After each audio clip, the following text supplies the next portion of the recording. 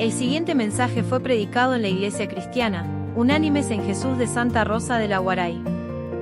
Vamos nosotros en esta noche a terminar la serie que iniciamos el sábado pasado. Estuvimos iniciando la epístola del apóstol San Pablo a Filemón. Recuerde que estuvimos hablando de Filemón, así que vamos a estar buscando en nuestra Biblia carta a Filemón. La carta más corta que se registra en la escritura escrita por el apóstol Pablo.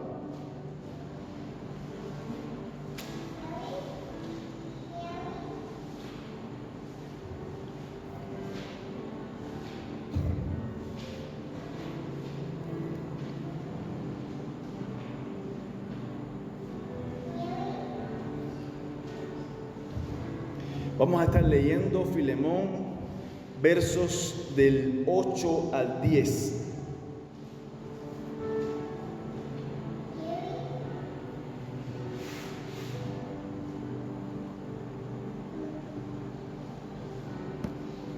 Dice la Escritura, Filemón 8, 9 y 10. Por lo cual, aunque tengo mucha libertad en Cristo para mandarte lo que conviene, más bien te ruego por amor, siendo como soy, Pablo, ya anciano, y ahora además prisionero de Jesucristo, te ruego por mi hijo Onésimo, a quien engendré en mis prisiones. Amén. Vamos a orar. Señor, te damos gracias por tu palabra. Te damos gracias, Señor, porque tenemos en esta noche una cita divina contigo para abrir tu escritura y abrir nuestro corazón, y que sea tu palabra la que impacte nuestra vida, Señor. Te ruego que no sea mi palabra, Señor. Quítame a mí, ponte tú, Señor, en el trono, en el centro. Sean tus palabras las que broten de mis labios, Señor. Y prepara los corazones de cada uno de nosotros para que esta palabra, Señor, dé fruto a 100 por uno. Te lo pedimos en esta hora, en el nombre que es sobre todo nombre, en el nombre de Jesucristo. Amén y amén. Bueno, como les había dicho, desde la semana pasada comenzamos a estudiar la carta a Filemón bajo el título Reconciliación, una obra de gracia y misericordia. Y habíamos hablado de que esta carta se trata de que el apóstol Pablo está intercediendo para que haya la reconciliación entre dos hombres. ¿Quién es el primero? Filemón. Era un hombre adinerado, creyente, tenía una iglesia en su casa. Habíamos hablado el sábado pasado que él ponía sus bienes al servicio del Señor. Él abrió su casa para que en su casa existiera una iglesia, se reuniera la iglesia. Dice la Escritura que él amaba a Dios y a sus hermanos. La palabra nos recoge que el mismo apóstol Pablo le dice: conozco de tu amor para con todos los santos. Pero también nos dice la Escritura que este mismo Filemón, creyente, fiel, había sido traicionado por un esclavo. Y también hablamos del esclavo, de Onésimo. Me habían dicho una palabra en guaraní para hablar de ese tipo de personas: el que roba, el que traiciona. Pero este Onésimo, que fue un ladrón, que le hizo daño a Filemón, vemos que él fue alcanzado. ¿Por qué? ¿Recuerdan? Por la gracia y la misericordia de Dios. Fue alcanzado por el Evangelio y se convirtió de ser un inútil en alguien útil, porque fue un hombre cambiado por el poder del Evangelio. Ese poder que cambia corazones de piedra en corazones de carne. Ese fue Onésimo, un hombre transformado y un siervo sacrificado por obedecer el mandato del Señor. Recuerda que en aquellos tiempos donde habían esclavos todavía, los esclavos que se fugaban tenían que regresar a sus amos. Y este Onésimo, siendo esclavo, convertido en el Señor, él regresa a donde está Filemón y viene con su mano con esta carta, una carta que Pablo envía para que Filemón reciba a Onésimo nuevamente. Pero dice Pablo, ahora como más que un esclavo, ahora como un hermano en Cristo. Entonces, llegamos en esta noche a ver al tercer personaje. Ya vimos a Filemón la semana pasada, vimos a Onésimo y hoy vamos a estar hablando de Pablo, el que está intercediendo para que estas dos vidas se reconcilien. Pablo es un creyente, es un judío, es un apóstol, llamaríamos hoy un misionero, pero está preso en Roma por el evangelio. Y hay varias características que podemos aprender de Pablo en esta carta. La primera que podemos aprender es que Pablo sabía cómo tener relaciones bíblicamente con los hermanos. ¿Y cómo son las relaciones bíblicamente entre los hermanos? Pablo nos los deja ver. Primeramente, una relación bíblica está basada en el amor. Y no en cualquier amor, en el amor de Cristo. Si me acompaña el versículo 1, mira cómo Pablo se dirige a Filemón, le dice: Pablo, prisionero de Jesucristo, y el hermano Timoteo, ¿al quién? Al amado Filemón. Mira con qué ternura le está hablando de Filemón, el amado Filemón. Es un juego de palabras, porque Filemón significa amado. Y Pablo está usando esto para decirle: tú eres amado, amado por mí. Las relaciones bíblicas entre los creyentes están basadas en ese amor. Pero no solamente esto, sino que a la hermana Apia, que según los historiadores es la esposa de Filemón, en el verso 2 él le dice: y a la amada hermana Apia también le habla con amor. A Filemón, que es el que tiene el dinero, a Filemón, que es el dueño de la casa, el dueño de los esclavos, le dice: amado hermano. Pero a su esposa, que sabemos que en ese tiempo las mujeres tenían un rol social inferior, Pablo también a ella, por ser cristiano, también le dice: mi amada hermana. ¿Ves cómo Pablo está diciendo que el amor de Cristo está rompiendo barreras sociales? Esas son las relaciones que tenemos que tener los hijos de Dios. No importa el rango social que tú tengas, tú vas a ser mi amado hermano, mi amada hermana. Pero Pablo va mucho más profundo cuando en el versículo 16 se refiere al esclavo, a Onésimo. Y le dice en el versículo 16: no ya como esclavo, sino como más que esclavo, como hermano, ¿qué dice la Biblia? Amado. Así que para Pablo, tanto el rico como la mujer, como el esclavo, los tres son hermanos amados. Esa es una sabia relación entre hermanos y una sana relación entre cristianos. ¿Está basada en qué? En el amor. En el amor. Jesús lo había dicho: en esto sabrán todos que son mis discípulos, si se tuvieren amor los unos por los otros. El apóstol Juan en 1 Juan lo repite: el que no ama no ha conocido a Dios, porque Dios es ¿quién? Es amor. Pero lo que vemos en estos días, mis amados hermanos, es que las relaciones están marcadas por el interés. ¿Es o no es? Es por el interés. Yo te digo, amado hermano mío Ariel, porque me conviene lo que tú me puedes dar. Porque lo que tú me haces, César, que tú eres metalúrgico, me conviene. Entonces tú eres mi amado hermano. Es lo que se vive en este tiempo. Relaciones por interés, relaciones por conveniencia. Pero la palabra del Señor hoy nos está diciendo que la relación entre los hermanos del pueblo de Dios no es por conveniencia, no es por lo que tú me puedas dar. Porque Onésimo, el esclavo, ¿qué le podía dar a Pablo? Nada. Y Pablo le dice: tú eres también mi amado hermano. Ese es primeramente el punto número 1 de las relaciones bíblicas. Están basadas en el amor. Segundo, están basadas en el respeto. Pablo nos los deja ver en los versículos que leemos hoy. Dice en el verso 8: por lo cual, aunque tengo mucha libertad en Cristo para mandarte, escucha lo que dice Pablo, tengo la libertad en Cristo para mandarte lo que conviene. Ese es el apóstol que está hablando. Dice: yo soy el apóstol de Cristo. Yo he fundado iglesia en toda Asia Menor.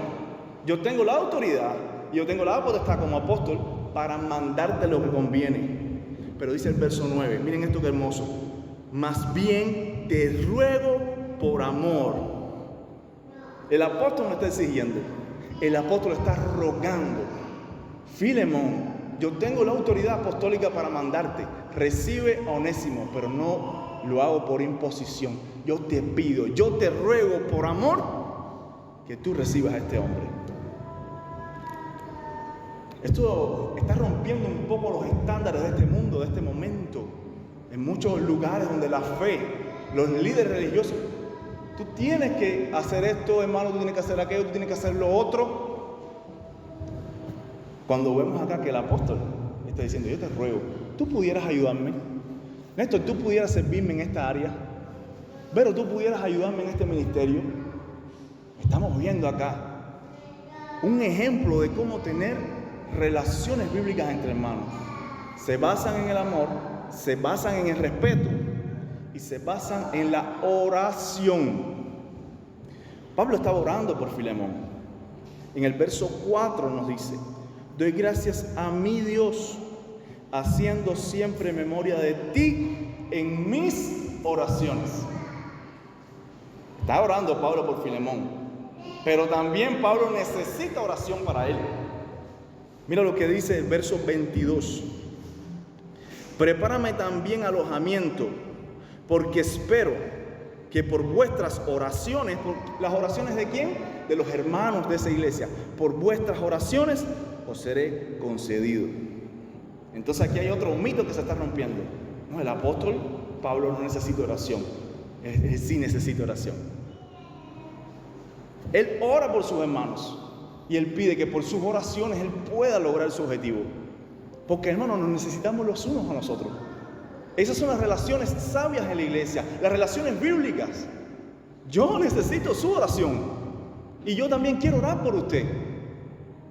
No te mueras solo en la batalla, no te quedes solo en la guerra. Si necesitas oración, pídela. Si necesitas que alguien ore por ti, acércate a ese hermano, a esa hermana bíblica de buen testimonio para que ore por ti. No seamos llaneros solitarios. Para eso somos hermanos, para eso somos familia. Y así Pablo nos está enseñando cómo son las relaciones bíblicas. Fíjate cómo él entra. Le habla con amor, le habla con respeto y lo tiene presente en su oración. Es lo primero que podemos ver del apóstol Pablo en esta carta. Lo segundo es que Pablo escogía hacer el plan de Dios por encima de la circunstancia que estaba viviendo. Si hoy tenemos esta carta a Filemón, es porque el apóstol Pablo tenía mentalidad del reino de Dios.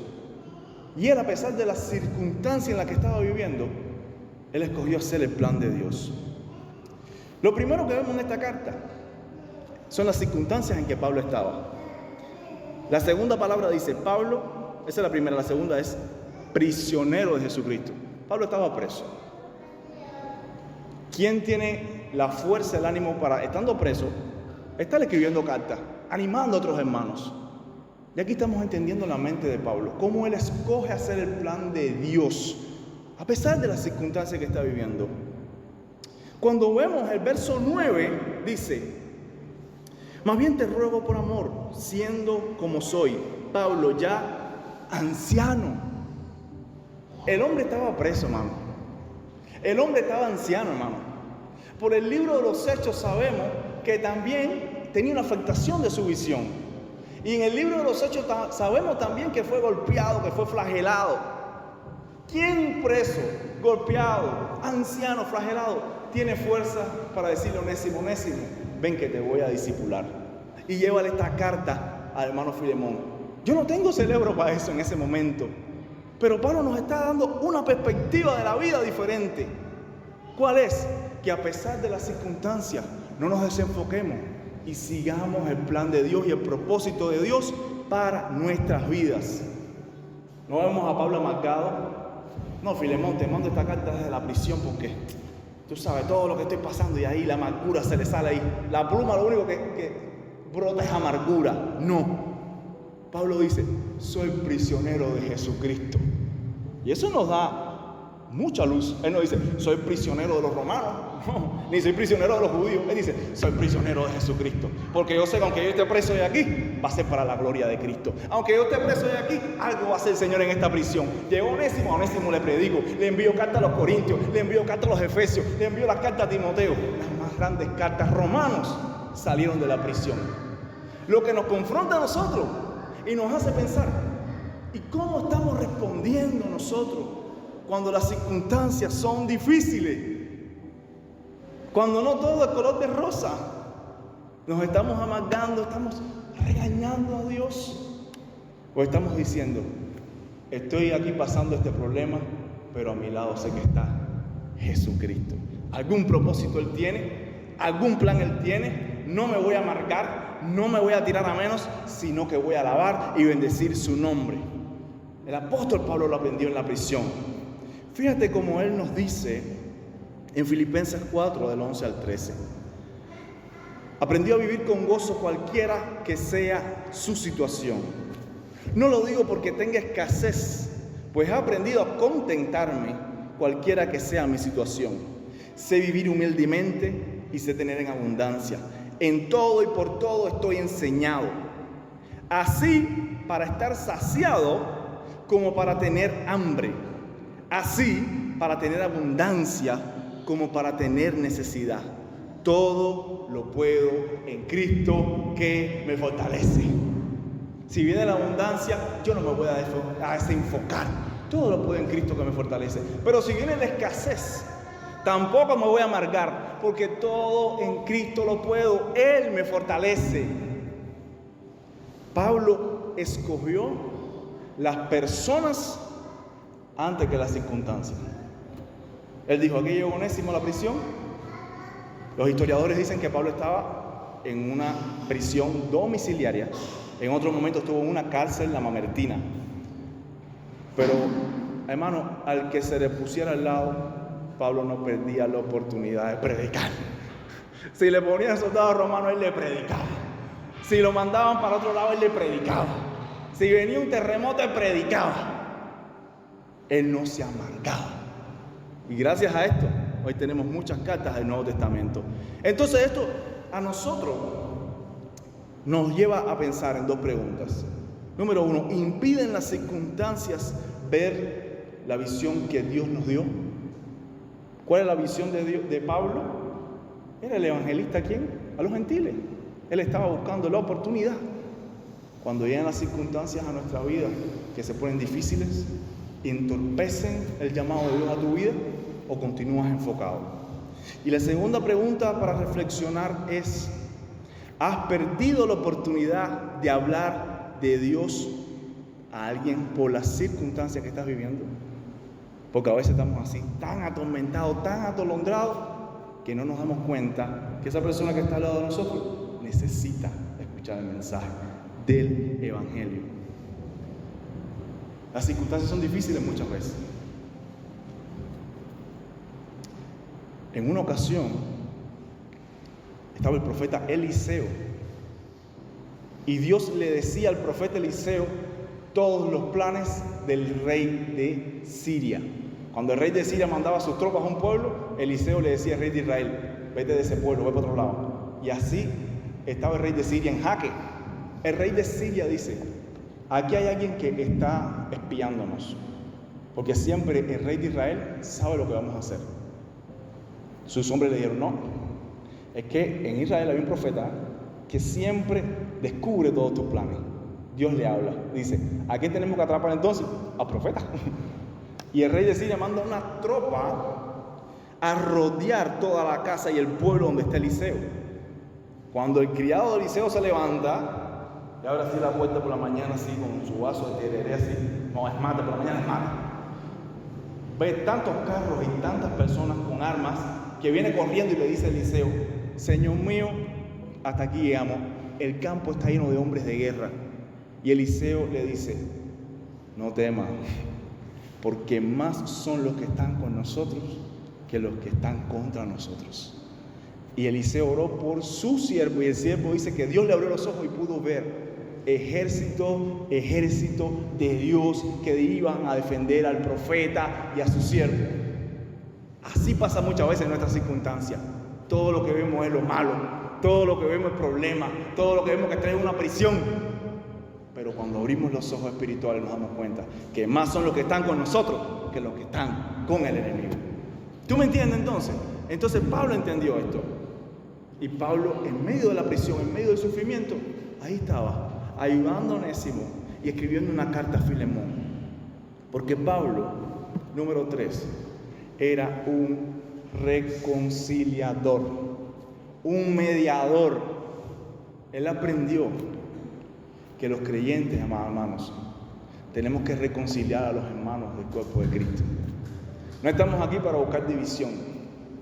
No fuimos llamados a hacer piñita ni a hacer grupito. Fuimos llamados a la reconciliación. Número 1, a la reconciliación ¿de quiénes? ¿De los perdidos con quién? Con Dios. Dios nos ha dado ese ministerio, quiero que lo sepas. Y lo puedes buscar en 2 Corintios 5:18. Pablo dice que Dios nos dio el ministerio de la reconciliación de los perdidos con Dios. Dice la Escritura, y todo esto proviene de Dios, quien nos reconcilió consigo mismo por Cristo y nos dio el ministerio de la reconciliación. Que Dios estaba en Cristo, reconciliando consigo al mundo, no tomándoles en cuenta a los hombres sus pecados. Y nos encargó a nosotros la palabra de la reconciliación. A nosotros nos dio esa palabra, el Evangelio, para decirle a las personas, reconcíliate con el Señor. Verso 20. Así que somos, mira la palabra, embajadores en el nombre de Cristo, como si Dios rogase por medio de nosotros. Os rogamos en el nombre de Cristo, reconciliados con Dios. Ese es el primer ministerio de la reconciliación que tenemos. Tenemos que decirles a las personas, reconcíliate con Dios, reconcíliate con Dios. ¿Cómo lo puedo hacer? Vamos a estudiar la palabra. Aquí está el Evangelio, aquí está la obra de Cristo, el que hizo posible que nos pudiésemos reconciliar con Dios. Eso es lo primero que Pablo entendió. Se lo escribió a los corintios. Pero lo otro que Pablo entendió es que necesitamos en el cuerpo de Cristo reconciliarnos unos con otros, sanarnos unos a otros, restaurar las relaciones. En la iglesia de Filipo habían 2 hermanas que no tenían buena relación.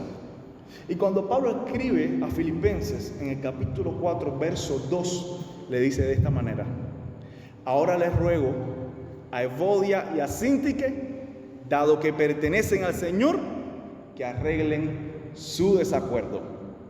Ya Pablo está por Filipos allá arreglando una desaveniencia. En Reina Valera dice de esta manera: ruego a Evodia y a Síntique que sean de un mismo sentir en el Señor. Ya le está reconciliando a los hermanos de la iglesia en Filipo. Pero ahora viene para casa de Filemón y le envía esta carta para decirle: reconcíliense ustedes dos también. Filemón con Onésimo, a través del perdón, a través del arrepentimiento. En una ocasión, Pablo tampoco, no se piensen, Pablo tenía su temperamento. En una ocasión, en el primer viaje misionero, salieron Bernabé, Pablo y Marcos. Mientras avanzaba el primer viaje misionero, Marcos regresa a Jerusalén. Y cuando inician el segundo viaje misionero, Bernabé le dice a Pablo: voy a traer a Marcos. Y Pablo le dice: no me traigas más a Marcos. Nos abandonó a mitad de viaje, no lo quiero más. Hay un conflicto ahí. Pero cuando Pablo está en prisión y le escribe 2 a Timoteo, Pablo le dice a Timoteo: cuando vengas, Timoteo, tráeme a Juan Marcos, tráeme a Juan Marcos, porque me es necesario en el ministerio.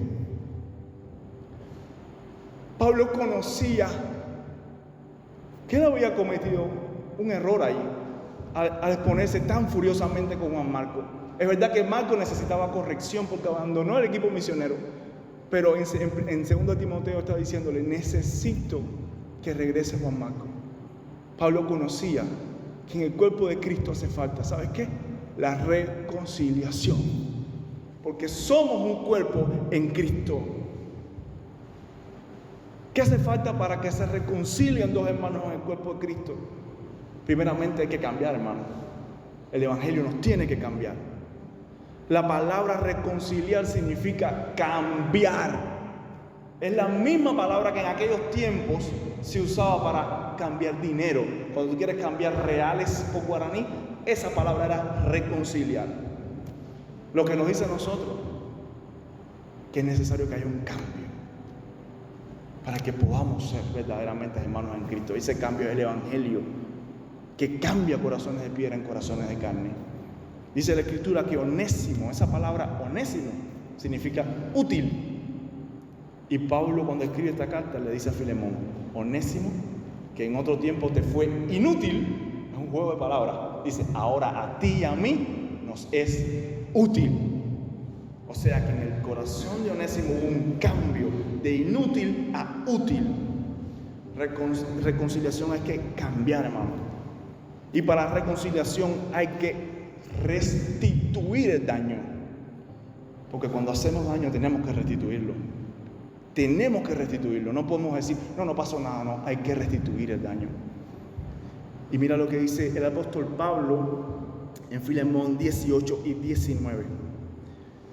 Hablando de lo que Onésimo hizo, el esclavo hizo. Dice, y si en algo te dañó o te debe, ponlo a mi cuenta. Yo, Pablo, lo escribo de mi mano, yo lo pagaré. Por no decirte que aún tú mismo me debes también.